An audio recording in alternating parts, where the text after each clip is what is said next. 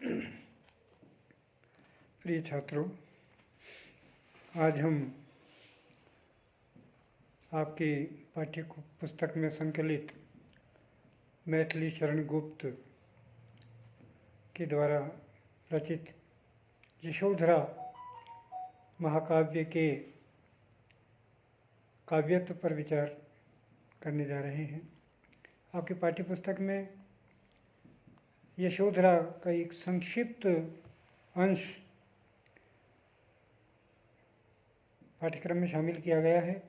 इसके आधार पर आपको मैथिली शरण गुप्त की विचारधारा को समझने का मौका मिलेगा और यशोधरा महाकाव्य के बारे में आपको संक्षिप्त सा परिचय प्राप्त होगा। यशोधरा में मैथिली शरण गुप्त ने गौतम बुद्ध और उनकी पत्नी यशोधरा के जीवन वृत्तांत के बारे में बताया है। ये यशोधरा मैथिली शरण गुप्त का बहुत ही चिर प्रसिद्ध खंडकाव्य है और इस कृति में गुप्त जी ने उपेक्षित ऐतिहासिक जो पात्र हैं, ऐतिहासिक चरित्र हैं, उनमें यशोधरा को लिया है और यशोधरा के माध्यम से वे आधुनिक और प्राचीन भारतीय नारी की पीड़ा और मनोदशा को व्यक्त करते हुए दिखाई पड़ते हैं। काव्य रूप की दृष्टि से यशोधरा कृति को निसंदेह ही खंडकाव्य कहा जा सकता है। खंडकाव्य की विशेषता ये होती है कि उसमें किसी इतिहास प्रसिद्ध चरित्र को आधार बनाकर और उसके जीवन के किसी एक पक्ष या एक खंड या जीवन की किसी एक घटना को उद्घाटित किया जाता है, उसका वर्णन किया जाता है, प्रस्तुत किया जाता है। खंडकाव्य का नायक है वो भी महाकाव्य के समान ही उदात्त चरित्र का या उच्च कुलीन वंश का होना चाहिए, चतुर होना चाहिए। यशोधरा खंडकाव्य का कथानक ऐतिहासिक है और कल्पना का इसमें भी मिश्रण मैथिली शरण गुप्त ने किया है। कल्पना के माध्यम से ऐतिहासिक घटना को ऐतिहासिक पात्रों के माध्यम से प्रस्तुत किया है। इस कृति में रचनाकार की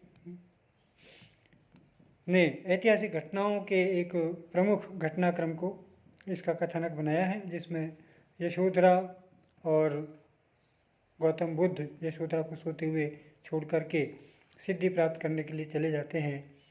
तो उस समय के वृत्तांत को इसमें स्थान दिया है। उसके माध्यम से भारतीय नारी की मनोदशा, भावदशा और उसकी पीड़ा है, उसके अंतर मन की भावनाएं हैं, उसको प्रस्तुत करने का कार्य किया है। आलोच्य कृति यानी कि यशोधरा जो खंड काव्य है वह नायिका प्रधान काव्य है, जैसा कि नाम से ही विदित है। यशोधरा के नाम से खंड काव्य का सृजन किया है, तो ये नायिका प्रधान खंड काव्य है। गौतम बुद्ध या सिद्धार्थ की पत्नी यशोधरा की पीड़ा और मार्मिक वेदना को बहुत ही प्रभावी ढंग से लेखक ने चित्रित किया है। यशोधरा के प्रति उनके पति सिद्धार्थ का, जो कि बिना कहे ही रात्रि में सोते हुए छोड़कर सिद्धि प्राप्त करने के लिए चले जाते हैं, घर छोड़कर चले जाते हैं, तभी से वह पति के विरह में तड़पती रहती है, परेशान रहती है। उसके जीवन की कसक है, जो पीड़ा है, जो दुख है, वह वियोग केवल इस बात पर केंद्रित है कि वो अपनी सखी से, अपनी सहेली से कहती है कि सखी, वो मुझसे कह कर के चले जाते, बिना कहे चले गए, बताकर जाते, तो यदि बताकर जाते तो मैं उनके मार्ग में किसी तरह का अवरोध नहीं बनती। सबसे बड़ी पीड़ा यही है कि उन्होंने मुझ पर विश्वास नहीं किया, मेरे ऊपर भरोसा नहीं किया, मुझे उन्होंने समझा नहीं। भारतीय नारी को उन्होंने नहीं समझा है। इस कारण कि मुझे दुख इसी बात का है कि वे मुझे सोते हुए छोड़कर चले गए, बिना बताए चले गए। एक बार वो कहकर बता करके चले जाते तो ज़्यादा ठीक रहता। इस प्रकार ये स्पष्ट है कि इस खंड काव्य में यशोधरा अपने पति के विरह में तड़पती रहती है और वो कामना करती है कि उसके पति सिद्धि को प्राप्त करें। फिर भी जब सिद्धार्थ उन्हें छोड़कर चले जाते हैं, बुद्ध छोड़कर चले जाते हैं पत्नी को, तो भी उनके मन में उनके प्रति किसी तरह की बुरे भाव या विरोधी भाव प्रकट नहीं होते हैं। फिर भी पति के प्रति अच्छी कामनाएं उनके मन में प्रकट होती है और वो ये चाहती है कि वे जिस उद्देश्य के लिए भी घर छोड़ करके गए हैं उस उद्देश्य में वे सफल हों। उनकी सफलता के लिए वो कामना करती रहती है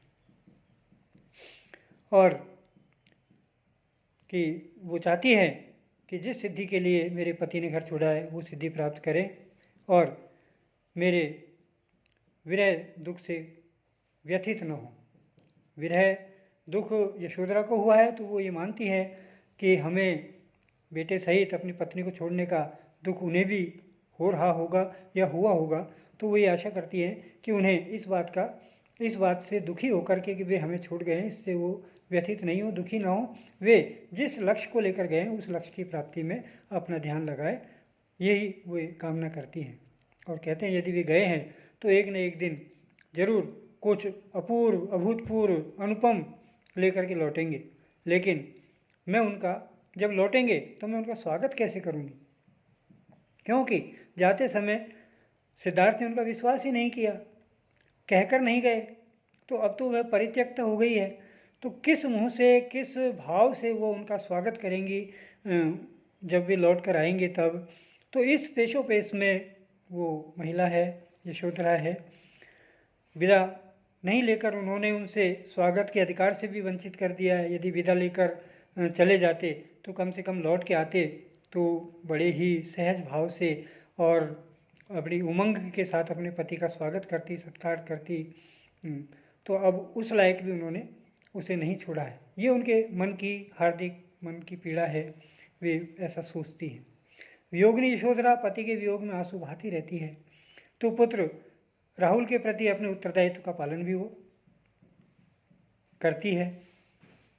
तो इसी घटनाक्रम को इंगित करते हुए लेखक ने भारतीय नारी के जीवन के ऊपर दो पंक्तियाँ जो लिखी है कि अबला जीवन हाय तुम्हारी यही कहानी, आंचल में है दूध और आँखों में पानी। कि पुत्र के प्रति अपने दायित्व को मान करके वे पुत्र के लालन पालन के लिए अपने कर्तव्य बोध के कारण ज़्यादा पीड़ित भी नहीं रहना चाहती है, उस पुत्र के लालन पालन में ज़्यादा ध्यान देना चाहती है और पति के प्रति वो दुखी रहकर भी उनके सफल होने की कामना भी वे लगातार करती रहती है। तो इसी तरह अंत में एक दिन जब सिद्धार्थ लौटते हैं तब वही मानिनी, क्योंकि भारतीय नारी है,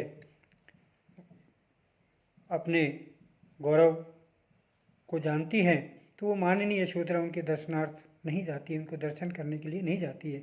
उनके पास सूचना आती है कि सिद्धार्थ लौट आए हैं और बड़े ही सिद्ध पुरुष बनकर आए हैं, तो वो इसी सोच करके कि वे मुझसे कह के नहीं गए, मुझे त्याग करके गए हैं, तो इसी अपने मान मनोबल को जीवित रखने के लिए वे उनसे मिलने के लिए नहीं जाती है, उनके दर्शन के लिए नहीं जाती, जबकि पूरा शहर, पूरे प्रांत के लोग उनके दर्शन के लिए चले जाते हैं। तब स्वयं बुद्ध यशोधरा के महलों में आते हैं और उन्हें दर्शन देते हैं। इस प्रकार इस खंड काव्य में यशोधरा और सिद्धार्थ के एक छोटे से घटनाक्रम को लेकर के काव्य के माध्यम से खंड काव्य का सृजन किया है मैथिली चरणगुप्त में, और वे इसमें बहुत सफल हुए हैं। आधुनिक साहित्य का, आधुनिक हिंदी का महत्वपूर्ण ग्रंथ है यशोधरा। दो ग्रंथ, द्विवेदी युगीन साहित्य के दो महत्वपूर्ण ग्रंथ यशोधरा और साकेत दोनों ही बहुत ही प्रसिद्ध ग्रंथ रहे हैं, जिनमें यशोधरा ग्रंथ से ये अंश लिया है आपके पाठ्यक्रम के लिए। बहुत ही सजीव है, और भारतीय नारी के मर्म को समझने वाला है, भारतीय नारी के चरित्र को समझाने वाला है। भारतीय नारी किस तरह से अभाव में रहकर भी, पीड़ा में रहकर भी, उपेक्षित होते हुए भी किस तरह से वो अपने दायित्व बोध का निर्वहन करती है, कर्तव्य बोध का निर्वहन करती है, उसे इसके माध्यम से मैथिली क्षणगुप्त में बताया है, सिद्ध किया है। धन्यवाद।